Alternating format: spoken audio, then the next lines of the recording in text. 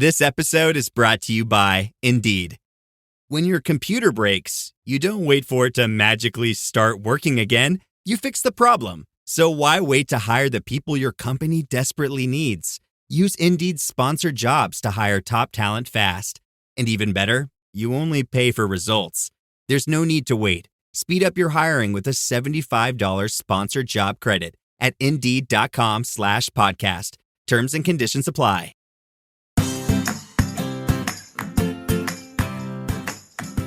Hi, and welcome back to Realistic Sustainability. I'm here with Nick. Hey, how you doing, buddy? I know that's a big surprise. I was shocked. You're right. I do appreciate you having here. This week, this is an episode about the most common ways energy is produced in the United States or even in the world, and some of the myths that go along with them. Okay, well, I don't think that sounds so bad. I mean, it's not like you're going to sit here and say that we should abolish the oil industry or anything. Well, hang on, you will never actually abolish it. It will greatly reduce. Okay, I think we can all agree it's not a terrible concept. No, that's one of the things that we're going to talk about, is that when it comes to like political arguments or people fighting about teams, they always say, well, you're trying to abolish the fossil fuel industry. There will always be minor markets. Diesel, for an example, diesel engines will still be in use for the next 10, 15 years, especially for certain industries. So you never really abolish it. We're just in the process of making that transition. We also don't use whale oil to light our house anymore. Well, maybe you don't, but I happen to love the scent. It's a joke. So I guess that kind of segments us directly into fossil fuels, because we break down energy into like three different categories. Obsolete, which is it obsolete today? No, but it is going to be obsolete for mass use at some point. And there's reasons, and we'll get into them. Clean energy and renewable energy. The reason why we break these up is because there's a lot of misconceptions that if you just have renewable energy, we're good to go. That doesn't even begin to make sense. Well, and because there's always a conversation about renewables are good. Well, they are. They can be. That's not necessarily true. No, it's true when put into perspective.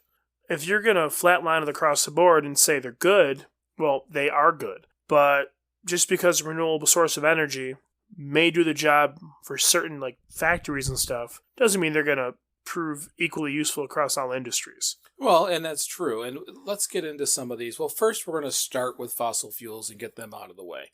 There's two big problems with fossil fuels. Do you know what they are? Big problems? The biggest problems. The biggest problem would be the fear that it elicits when you say the words fossil fuels. No, I'm just going to say I don't know because I want you to tell me. Okay, well then first one is of course the emissions. The emissions that are created from the use of fossil fuels and the collection of are what's contributing to some of the climate problems that we're having on Earth. Okay. It's a carbon buildup. So when we start our vehicle, the mass balance of when you fire that engine and it goes from a liquid fuel to energy, the emissions are what's causing us a lot of concern. Okay. The other part is I know in a very far stretched imagination, it's renewable, but it's finite. It really is finite. We use it way quicker than we can pump it out of the ground or pull it out of the ground. We will use our supply up. This is a feedstock that is not, it has some scarcity to it. It is not an unlimited source of energy for us. I would say that from the outside looking in, because this is new to me, my fear with fossil fuels is the lengths people have gone in the past to obtain them. And that while I don't feel necessarily that in my lifetime we're in danger of running out of oil per se, because we're not in my lifetime, it doesn't mean that one country might not go to another one that has more of a supply and decide that they want that supply. That kind of scares me, because when you say renewables, instantly I go to like solar and wind, and there's solar and wind across the entire planet. So it's not like you're going to decide to go over to another country and be like, well, you've got more sun than we do, we're going to steal it. I mean, I guess if you really want to trade places on the globe with someone else, it does get, warmer, longer days and less of a winter. Good for you, but that's, I don't know. The problem with fossil fuels isn't just the climate, but it will also create some scarcity. And we talked about when energy is produced and sent from one place to another, very little of it makes it. There's a lot of loss. We lose a crap load. So when we're burning coal, and you're still not accounting for all the energy it took to get it. You're energy negative by the time it hits the house. And that's why the cost is so high. Well, and it really isn't high if you look at the whole structure of what it takes to accomplish it. There's so much there. I feel it's high because I don't like paying between $250 and $450 a month for an electric. Oh, no. It's high. If I've got to pay, we've already had this conversation. If we're paying $4,000 to $5,000 a year to keep the lights on and the heater on, which are two things that you kind of need to live, it's high. But also keep in mind that there's very few people who try with real effort to minimize it. That we're not necessarily always insulating. We're not doing all the things that we talk about on this show to help minimize that cost because it's not thought of most of the time. I agree with that. It's more of just, it is what it is and we pay it. If we worked hard to reduce it, it isn't an exorbitant cost. Now, as time goes on, it's actually going to get cheaper if done correctly, because some sources have no cost. Right now we're going and digging holes and we're drilling holes for oil and we're looking for natural gas and fracking natural gas out and all these other things. It's a lot easier when the energy source comes to you. I agree with that. And you don't have full industries for processing and so forth. But all the energy plant does with fossil fuels is burn it and create a steam engine. Your local power plant is just a large steam engine. And it turns a turbine using heat. Okay. So all these are the sources they bring in to make the fire. It seems pretty outdated. Just saying it sounds outdated. Well, you're feeling that way because there's also a train in the back because we're in Duran. But no, it's... and what's funny about that is as we get into other technologies that you think are high tech, they are also steam engines. We generally collect energy or induce electricity the same way. Isn't nuclear the same way? Nuclear power is a very expensive steam engine. A nuclear reaction creates friction, which creates heat, which boils the water, which creates steam, which pushes through a turbine. Yeah, I knew that one. Because I remember when I found out about that when I was flabbergasted. Right. It is a clean source, because I'm going to talk about that under clean sources, and maybe we're kind of pushing into it now. It is a clean source, but it has a really bad downside. Yeah. Not that every plant melts down, it's just some do.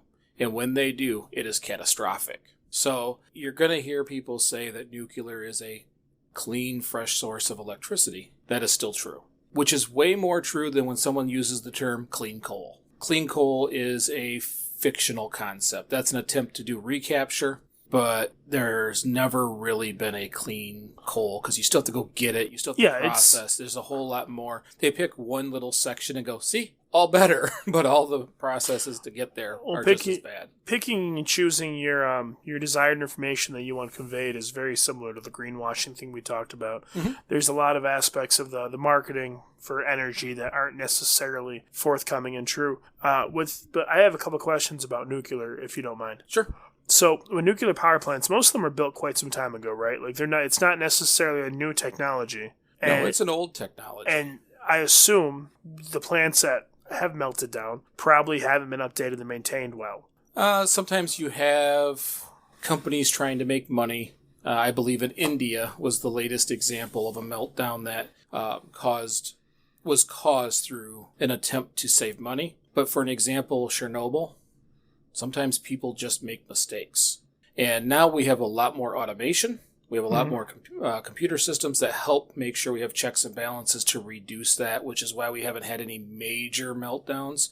We think of Fukushima, but that was a natural disaster hitting a plant and them not being able to shut it down quick enough. So when it comes to nuclear reactors, when the technology was built, since a lot of different nuclear programs, especially in this country and the big countries, were kind of brought to a halt during the Cold War after it finished, has nuclear technology in regards to reactors for energy been continuously worked on and improved over the years, or do they just kind of get to a point and go, okay, we're good enough, we're just going to augment how we read it?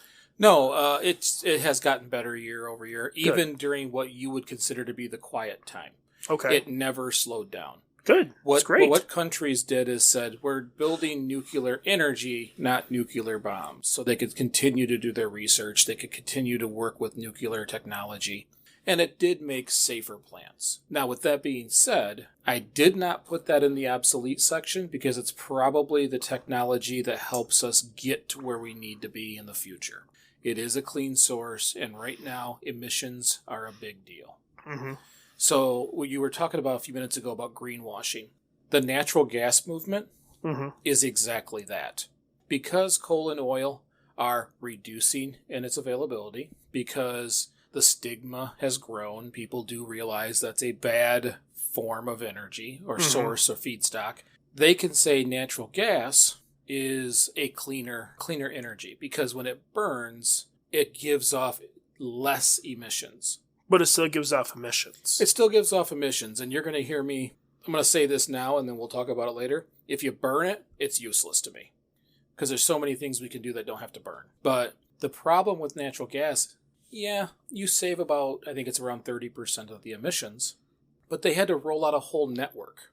They had to construct a whole network of pipe systems and pumps and regulators and all these things across our states. So they built almost an entire infrastructure to reduce a problem, not fix it. Correct. And that infrastructure leaks. Now, that infrastructure, when it leaks methane. Methane is between 7 and 10 times more potent than that carbon was. Well, that's good news. So the greenwashing effect here is actually making things worse. Because I can tell you, just recently we stopped at a friend's house. There's a natural gas substation near their house.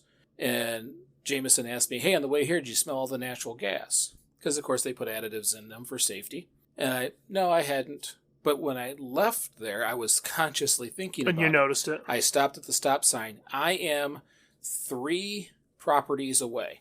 So about 3 acres. And I could smell it clear as day. Which means how much methane is being expelled from that one facility all day long. It's got to be a tremendous amount. I don't doubt it. So even though it has a combustion advantage, it does not have an overall, because now you get to count up. Remember the embodied energy game? You get to count all that infrastructure against it and its leaks against it. That's why fossil fuels are in the obsolete category. And as we get into other ones, you'll see why they should be. Because, again, I'm going to talk about burning is useless to me. So I know I had a list, but I'm going to skip around in the list a little bit. Sorry about that. No, you're good. I'm choosing the renewables, because that's a big conversation for a lot of people. You hear biofuels, for an example, or let's burn our trash and use that as energy. Or nowadays, even our own consumers' energy here in Michigan considers wood they're part of their renewable resources. But we use wood well beyond what we can grow. The only aspect of wood that makes it renewable is the sense that when you tear a forest out, you can plant a new one. But that source, if you will, isn't really ready for harvest for 20 or 30 years. And the problem with that right there is that when you plant a tree, it takes 5, 10, 15, 20 years to mature, depending on the species of tree, depending on, how much sunlight it gets and how much nutrients in the soil and how much water it has. It could take any number of years, to grow. By the time they get ready to send a logging company in to tear them all out, it's an entire ecosystem that's been built around this new forest. Animals live there, different species of bugs and grubs and birds, and it's more than just, it's renewable resource. It is, but it isn't. It's not sustainable in any way. Now, there's other ones that are just like that. For me, biofuels. Biofuels are growing a plant or a crop or a bacteria or growing something and then using either its gases or to burn it. For an example, ethanol. When we had all this corn in America, we'll just make gas out of it. Okay. What no one realized was everything has corn in it. They started to produce fuel with a sizable chunk of that corn, and the price of everything went up. So the vehicle that used the ethanol fuels was was more expensive. So you almost had no advantage to using them because, yes, it was a little bit cheaper gas, but you paid for it in the vehicle. But you also paid for it in your dog food. You also paid for it in mass transportation. You paid for it in your own groceries. Mm-hmm. Anything with corn in it went It up. was affected, yeah. So when I look at this objectively, as we have a growing population, land is for food, not for fuel, which could be way wrong if there was no other ways to get fuel, but there is. Yeah, there's a lot of other ways to get energy. So when I look at biofuels and all these unique things, I love the creativity, but none of them are a long-term solution.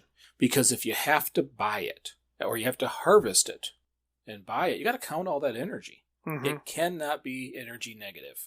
So for me, wood, biofuels, they're just out the window. Now, there is one source of collection that I'm not 100% against. Hydrogen fuel. Because hydrogen is the most abundant element in the world, or the universe. But if you allow people to collect it and sell it, it's going to be expensive, or it's going to be priced in a range that suits them, not us. Which is, yeah, it's kind of the nature of business, so that's not what we're looking for. Now, if I had my energy grid happy list of how I would want it to work, hydrogen fuel's a part of it. Mm-hmm. But I don't believe... I think we can do this without having to collect a fuel source, per se. Mm-hmm. And that's because there's so many other options. Now, when I sent you this list of renewable, did you notice that I put new hydro on that same list? Because, I mean, a lot of us know hydro works a lot of the same. The water pushes through. We use the kinetic energy. It turns the turbine. It induces a voltage. Yeah. But we learned over the years, hydro's not great for its environment. Well, not in the ways that it's been done in the past. I mean, if you're talking hydroelectricity, you're talking about dams. Yeah. And they destroy entire ecosystem. Mm-hmm. No different than the trees we were just talking about. They wipe something out, put in a man-made structure. Once everything's been recovered and everything is fine, then it's great. Don't tear it out because you're just repeating the same process. Yep. You'll never hear me asking for new dams. It's one of those things that it was a learning experience for the United States, and I think we've learned. When you talk about clean energies and good clean energies, existing hydro can fit, because now that the ecosystem has formed itself around our structure, it should stay there as long as possible. Well, yeah, because like I literally just said, once they tear it out, it just repeats the same problem it caused in the first place. Nature will always find a way as long as we allow it to. And so when you tear out, acres and acres of land or riverbed to build a dam, animals are going to come back. Mm-hmm. The grass is going to grow. The trees are going to come back. But once it heals, leave it. And really, we shouldn't be causing situations where healing needs to be done. So I will always say no new hydro, because there's no need for it, honestly. Same thing with, I like physical batteries when they can be used instead of like lithium ion. So for an example, in some places in the United States, we have these old coal mines that are up in the mountains where they've blown the top of a mountain off. It creates this huge structure underneath where when you have too much electricity, a hydro dam can pump water up that hill. And that will fill all those caves and crevices from where they've mined everything out of it. And in times of shortage, they can actually release that water and let it run back down through a turbine. That's a physical battery. Now, granted, still limited, but it's something that we can do. Hydro has other helpful points too. What's the amount of time the water would be sitting in there? It's all dependent upon. It can sit there for quite some time. You may actually start to get a small ecosystem if you're not recycling it quick enough. Most of the time, it is going to be cycled through on a regular basis. Okay. Because they're going to want to pump more up there, bring it back down. They're using it to balance the electrical grid. Gotcha. It's an on-demand electrical system using gravity. Now, one of the fun ones to talk about, and remember, I've worked with environmentally minded political groups in the past. And this one gets me in trouble. There's a difference in multiple kinds of geothermal. Now, in case anybody... I'm assuming most people know what geothermal energy is, but it is using the Earth's heat. Again, steam engine. We send water or a fluid down, the Earth heats it up, you get a phase change, creates steam, and that steam pushes through a turbine. Geothermal is another steam engine. Mm-hmm. Okay? But I put the word advanced geothermal in front of this one instead of the other, which was called shallow geothermal. Can you kind of assume what the differences are there? The depth? Since you said shallow. It is the depth, but it's more of the operation. Now, when you think about shallow geothermal, which I am 100% cool with, I am a huge fan. It's still a steam engine, but think about Old Faithful. So, okay, continue. I think I know where you're going with this. So that heat is very close to the surface. Yeah. Which means you don't really have to go down much at all to get this heat that you need to flash steam that water. Mm-hmm. Okay? Advanced geothermal, you have to go down much further, mm-hmm. which requires fracking. Okay. So, a lot of people are very upset about fracking when it comes to fossil fuels, but are very, very comfortable with geothermal.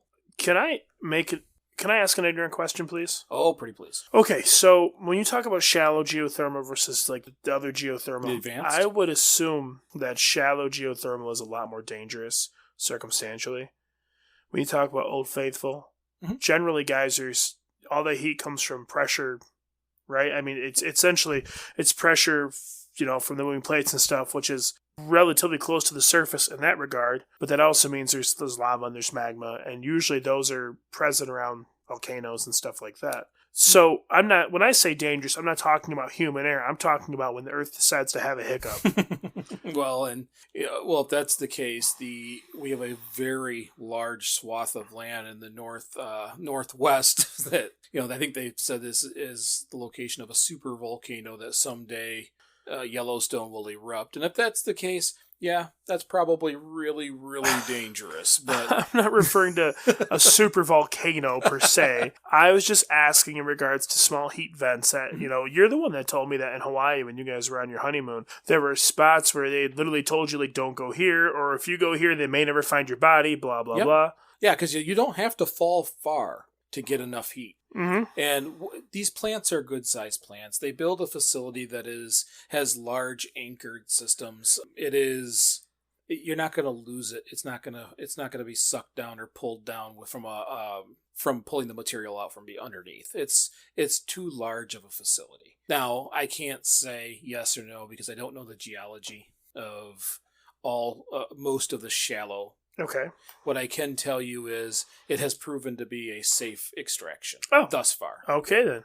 What we have found with advanced is that fracking has turned Ohio into an earthquake zone. When you fracture the stability of the ground that everything sits on, rob a material from the middle. That space has to be filled with something.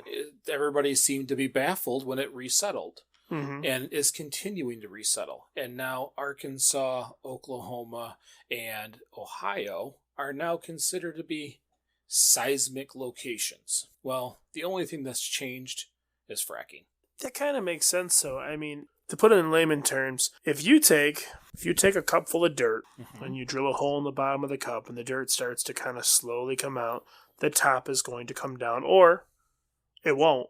And there'll be a big crevice in the middle, and then once it breaks and collapses, it falls down. You take something out of the bottom, if there's no structure to hold the top in place, it has to move. Right, at some point, gravity does its job. So that's kind of common sense. Now, when you say earthquakes or seismic activity, it's not necessarily like, those cities are or are not, they may and they may not be, on the edges of two tectonic plates that are really building friction and moving per se. But they're creating holes, deep underground. It's going to have to be filled. Right. When I say fracking, people think fossil fuels. But fracking is also done in thermal energy. Okay. So when you start looking at the geothermal, the first question I ask, is it shallow or advanced? Because if it's advanced, I want no part of it. I don't want bedrock constantly being fractured. So you want shallow. That's what you're leaning towards. Yep. It has proven to be safe. It's close. It's cheaper because it's close. It's a close source. Now, I will say that your plants usually only last between 7 and 10 years, but most of them kind of cycle through those phases anyways, just from becoming obsolete. But what they do is it ends up cooling the area over time. We start extracting large amounts of heat. So they tend to have to shift to another place, build another one. but it is a reasonably clean source, other than the construction, of course, of the facility. Okay. But when you go into clean sources, that's different. And I know the first person who is going to be, I know people will be negative when I say clean, because they say you got to build a solar panel, you got to build the wind turbine, and there's no good disposals for especially wind turbines right now. I assume there'll be a situation where we can actually refurbish pieces. What better. are they made out of? I would have to double check on that, but I believe it's a carbon fiber. I believe it's actually a reinforced carbon fiber material. Okay. But it's right now they still bury them. That's a problem. They need to have we have to have a refurbished program, if you will, to be able to use that equipment over and over again. But clean sources, nuclear, of course, we've discussed, the most expensive steam engine on the market, with the occasional ability to cause superheroes from radioactive exposure. I don't believe a superhero has happened yet. I would be willing to admit that I would like to be the first test subject. But right now the best forms of energy, which have in the last few years been a little stunted, so their growth dipped a little bit, but they didn't stop growing, is solar, of course, panels. The photovoltaic panel is one of the better uses. Now, I'm not a huge fan of filling a field. That field should still be food. There's plenty of useless space on roofs. There's plenty of useless space on a basketball court. There's plenty of useless space in our cities on the sides of buildings. There's all kinds of space that can collect electricity. I agree with that, especially the building conversation. We've had that many times. I wouldn't be opposed to a future where all buildings look like they're covered in black glass. Like, I don't have a problem with the idea of walls and ceilings being covered. Roofs being covered in solar panels. I think that's a wonderful idea. I don't agree with the field thing. I don't think every field should be used with food. I mean, if you want to plant stuff, great. Make it a yard again, put trees in it, give nature a chance. But we've already talked about how much overproduction there is commercially in food in this country. In fact, we did an episode on food waste. So if that 10 acres, out back doesn't become soybeans, oh well. Well, in a sustainable world, we get 33% of our production back because we have all that waste in food, which means less property has to go to agriculture. There's a whole positive feedback loop to doing it right. But I always say that you save the land for human need, and human need doesn't necessarily mean fuel. We have plenty of other fuel options. I just read today, a turbine that could power a house for 2 days on one spin. How big is that turbine? It's an offshore. It's very large. So one spin would power one house? For 2 days. Okay, so I'm assuming when you say one house, what's the system of measurement we're talking about a house here? Well, they're going on either gigawatts, but the houses are using kilowatts. No, I mean the size of the house, not standard living U.S. is what they standard living U.S. U.S. Yes. Okay. Which U.S. is a highly consumptive home, so it's also very different depending on what part of the country you live in. Very true. So you say one spin powers a house for 2 days? For 2 days. So if it continuously spun, one could conceivably, if it continuously went, could power a small town. Yeah, absolutely. No. And there's not... So wind turbines are highly effective. No matter what people say, do not let someone tell you we're going to run out of wind. It's a fundamental misunderstanding of where the wind came from. If the wind is blowing and it hits the turbine and they're aerodynamically shaped so it makes it move like a fan like you have at home, but the wind is blowing it. The wind doesn't stop and go, well, our job is done, and dissipate into nothingness. Right. It's just convection. It's just air movement, pressures changing back and forth. Now, is there times when there's not enough air to move the blades? Absolutely. Yeah. Even though the blades are very well designed. Did you know they're designed after blue whale fins? That makes sense. If you look at how a blue whale jumps out of the water and you see the fin come up, it uses the air to turn itself. Because it was so effective in what it did, they mimicked it with biomimicry into those blades, which increased their efficiency greatly. When you say fin, do you mean the fluke? The fins, the big side fins. Again, not biologist. Okay. The big swimmies. No, I didn't know that because I don't know much about blue whales, and I've never seen one come out of the water like that, so I didn't know they did that. Yeah, they can breach. And because I like biomimicry. It's, to me, if you want to be an engineer, look at nature. It's figured it out usually. So they took that design because an animal that large is able to control its body movements out of its general atmosphere, which is our home environment is the water, and was able to control its movements by using the air.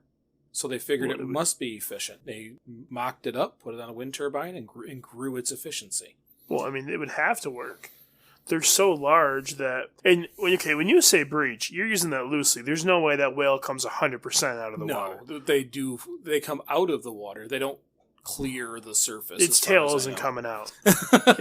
Water's really funny that way because when you look at like your body and you're in the water, scaling this down, as long as like your knees down or underwater, you can lift quite a bit of weight high enough to carry it above the water without actually bringing it out of the water. So when a whale breaches, as long as its lower 20% is still in the water, it's really not supporting all of its weight above the water. So it can do things like that, and the winds can have a huge effect on it. If it's, if its fins catch it like the sails of a ship, it can turn. That's super, super, super genius. Now I have to Google blue whales because I don't know much about them. Well, and biomimicry is the study of nature when solving human problems. How did nature solve those problems? And at some point, we're probably going to have an episode on it because I love it. I have books. That's a great idea about it. It's really quite cool. So let's get back. We know nuclear energy, photovoltaic energy from solar panels, wind.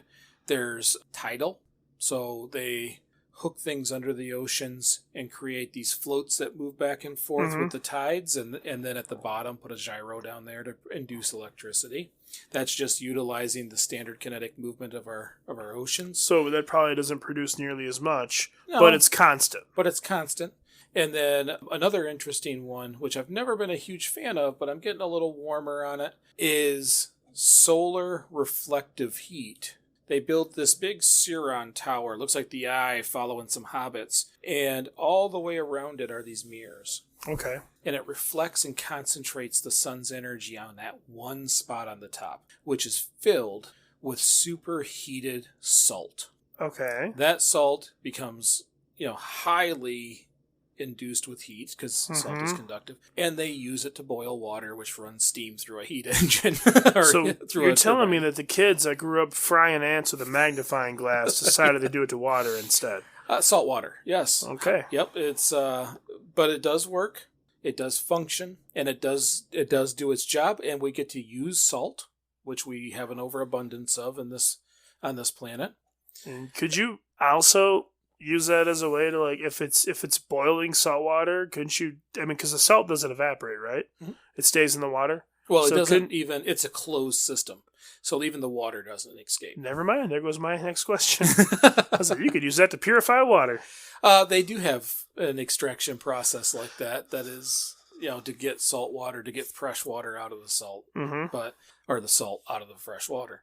But it is another energy process that we use to collect, mostly in the Southwest. So I've never actually heard of that. It sounds pretty cool. Now, there's positives and there's negatives. We know fossil fuels, they're on their way out, no matter what the stigma is for either side of the aisle or people who want it to stay because of jobs. Keep in mind something. When we shift to new industries, there's always more jobs. Old industries have learned to dwindle things down. They've dwindled it down to make it cost effective. They've figured out how few people they can work with. New industries always have to hire. They're always growing. They're always moving forward. There's always investment towards them. So the arguments that you hear a lot of times that you can't let the fossil fuels dwindle, they'll never die. They like to use that word. They'll never actually die. Well, there's still minute uses for some. And you had mentioned earlier with the diesel, diesel trucking is what I consider a necessary evil, and it will be for a long time. That's a way we get goods across the country. And whether it's diesel trucking or diesel trains, I don't care. We need ways to transport huge amounts of goods from one location to another. Yeah, and that stuff will slowly turn electric. But until then, we still need these industries. There's still going to be needs for some plastics. And again, biofuels for plastics are not as good as using a waste product like we are now. Mm-hmm. It is not intuitive to everybody to say that's okay. And that's why I want to say it here. It is temporarily okay. As long as that usage continues to dwindle and gets less and less and less, and clean sources continue to climb, we are moving in the right direction. Because you're going to hear someone say, well, the wind doesn't blow all the time. And that is true. Not all the time in the same spot. There's more to that sentence. Solar the sun isn't always hitting the ground. You're right, in the same spot. And our energy grid is garbage. Well, so really, then what you would want in the ideal situation would be a new energy grid built that's integration of different types of renewable energy, so they could pick up for each other when there's, a lack. And you're right, sun's not always in the same spot. That's the reason why solar panels pivot. The wind isn't always going to blow because some days you just have ridiculously hot days where there's no pressure movement, there's no heat. It's just a miserably hot day. Well, and now radiation still hits our planet. Yeah. So I just recently saw someone has created a solar panel that absorbs ultraviolet rays. We're going to end up layering these. There's going to be more. But did you know that our energy grid has exactly what we need at all times? So there's no energy storage within the grid? That if you drop below the threshold, you get a brownout. If you produce too much, you blow up a transformer at That all seems times. pretty counterproductive. Well, it's how our grid works right now. We have to dial it up and down. Did you know in the UK, during their best primetime show, the middle commercial, they have to crank up the electricity really quick. They got to fire up extra because a large chunk of the people who live there turn on their electric kettles. That's peculiar. That our consumption, they have to track the consumption because the grid has no storage. It is functioning with the amount it needs at all times. That's a problem. That's a problem when it comes to clean sources because they fluctuate. And that is the complex energy problem that we have in America. It has to move to smart grids. It has to move to micro smart grids. Mm-hmm. That smart meter they put on your house, it's the beginning of fixing this energy problem because our grid is ancient and functions that way. While I do agree with that, I don't know enough about the grids to really speak to this, but the one thing I would ask is that when it comes to changing to renewables and kind of moving forward with more of a green way of living with that kind of stuff, wouldn't it make more sense to set up grids around small communities? Yeah, in that regard? That's the microgrid system where each community produces as much as they can to help subsidize their individuality. So you create these little cells all over the United States so that like right now, if a squirrel hits the right transformer, the Northwest is gone and we're short. A few years back, it's quite a few years back now, but it did happen. If you have microgrids with balancing, you just lose that section temporarily. There is no catastrophic failure that cascades through the country. It just isn't an option on micro smart grids, where if highly consumptive times in the summertime, where all the air conditioning is kicking on, you could tell your house, you go to wash your clothes and it says the washer will start at 2 o'clock in the morning when it's cheaper and no one even knows it's running and it's less consumption time to help balance the grid. You can override those. You can say, no, I need this for now and hit the button. Mm-hmm. But people like myself, like my energy bill, my energy is most expensive between 2 and 6. Okay. I have tiered pricing. So if I wash my clothes after 6 and do all my extra stuff, I did that on purpose. I get, when I was leaving for work, I wasn't home till 6 anyways. So it worked out. It's absolutely fantastic. Mm-hmm. You just push your consumption to less used areas and you get a cheaper price. So we have to keep these things in mind. Is the reason why fossil fuels are being used now is because you can control the flow and control how much energy is coming through. You can dial them back. You can turn them up. That's challenging with clean sources. Well, you would need storage that way. Like, you would need to be able to store not a ton, but a good amount of energy. So if you do need more, you just push more in. Well, and I look at it this way. If I had my fantasy grid, if you will, it would be run by my clean sources, my shallow geothermal, my solar, my tidal. It will all be tied into microgrids, borrowing and balancing each other across the United States, but supplemented with hydrogen fuel. Okay. So that it could be hooked directly to the water lines in the cities, and it can feed from, because remember, it's using oxygen and hydrogen, so it uses the hydrogen to move the electron. The end result is fresh water, so you just have these sources pushing through to get the electricity. It can just work within the city system, and that would have to be at a scale that you could dial up, just like you could anything else. And then if you had too much, because that can happen, too much wind, too much solar, too much tidal, you can't just dial them down. You can shut down wind turbines, but I don't believe you should. I think you use that extra energy to desalinate water. Oceans are rising anyways. You desalinate that water.